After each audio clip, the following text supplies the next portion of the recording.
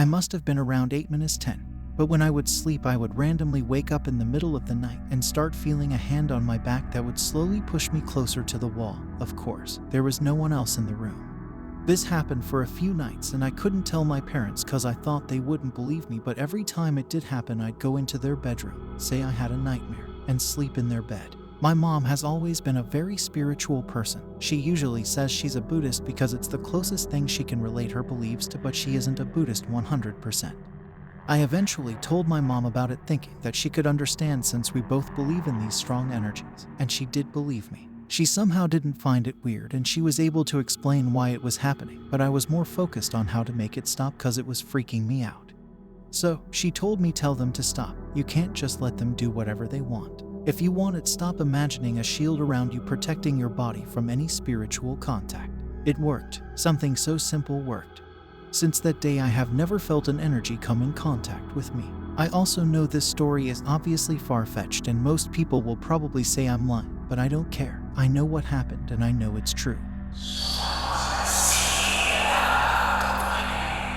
A couple of years ago, I was a dog sitter for a family that lived on the other side of our town, so I always drove my bike. One evening around 10 p.m. when I was just 5 minutes into my trip to their house, I see a guy on a bike just cruising around in the middle of the street, but I think nothing of it. Suddenly, I noticed that he started to ride parallel to me on the other side of the road. I found it weirder than creepy at that point, but thought nothing of it. It was the main road to the city center. 5 minutes go by and he is still riding parallel to me.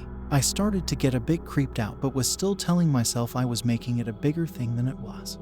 Through the city center, we both go and I need to take a right turn. He follows, more creepy feelings but still trying to calm me. I take a left turn. He follows, more creepy. I take a right and he still follows. At this point, I know he is following me and every alarm bell in my head is going off. I try to act normal because I am almost at my destination. I just needed to take one last turn. The moment I take my last turn, I gave it everything I got and raced down that street to their front door. I throw my bike onto the driveway and open the door. I run to the 2 dogs and take them with me. The dogs were 2 bull terriers, the 2 sweetest dogs. I look out of the window and see the guy driving up and down the street on his bike, constantly passing the house. After about 30 minutes, he drove off. I waited another 30 minutes and was debating on if I would take the dogs with me or not. It happened today. My friend and I were messing about with the spirit app in a cemetery, and it all was fine until I went out later with another friend to do the same thing.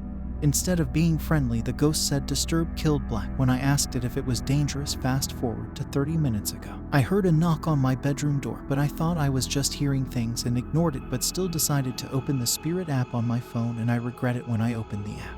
It instantly said door. And I've never closed and deleted an app faster in my life, but I still am sometimes hearing knocks and seeing things. Does anyone have any advice on what this ghost could be and how to get rid of it?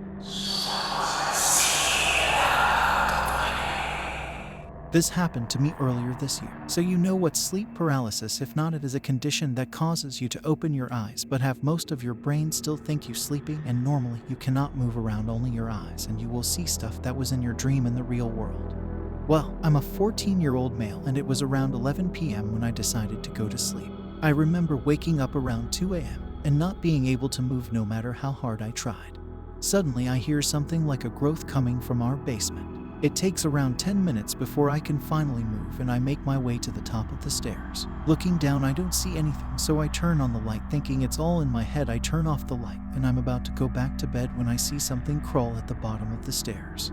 Instinctively, I slam the door and run to my room. When I get there, I turn on my light and grab my airsoft gun from my closet.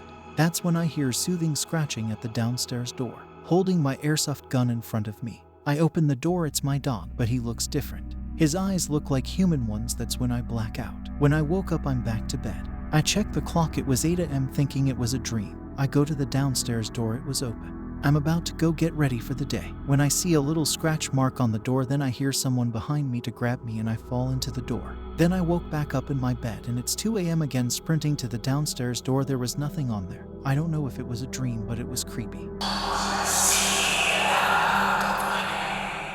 A few years ago, back when I was still in high school, I decided to go back to my dad's hometown for the summer and work at the art museum. It was a 300-year-old convent where thousands of women had been tortured, raped, and murdered, but I didn't care. Then one day I was walking down the basement and felt a weird cold breeze, so I got closer to a small door in the basement and tried to figure out what was going on. That's when I saw a tall woman dressed in all black clothes. I yelled at my coworker and told her, "Hey, there's a woman down there." She laughed and said that was impossible. The door is stuck, no one has been able to open it. I haven't been there in years, but I haven't been able to forget her. My father was in the army, and he was posted in an area where the houses were really old. I and a group of my friends would walk around and look for haunted houses but never found any. There was this one house that had been uninhabited for the past 10 years and we were curious.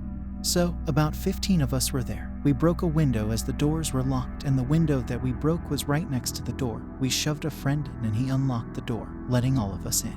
We roamed around and came out. We were all on the path. I was closest to the door.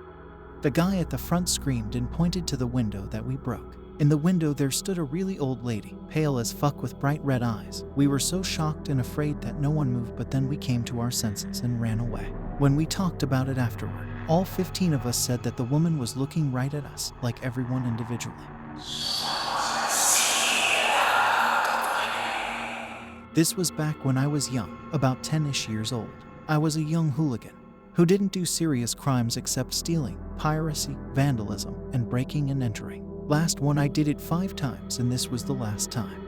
At the time I lived in a complex set in the mountains. Very few people, everyone knew each other. I lived in this 10-story apartment complex with a lovely forest view, full of oxygen and loving people. Next to this complex was another complex, much bigger than ours. The problem was that the first floor was abandoned, and there was no one inside. Many people wanted to rent the first floor but left due to weird circumstances. First residents felt that the first floor had an uneasy presence and left. Second residents left due to being overly sick from just moving in. Third residents moved in, but not fully, only placed small types of furniture and shit.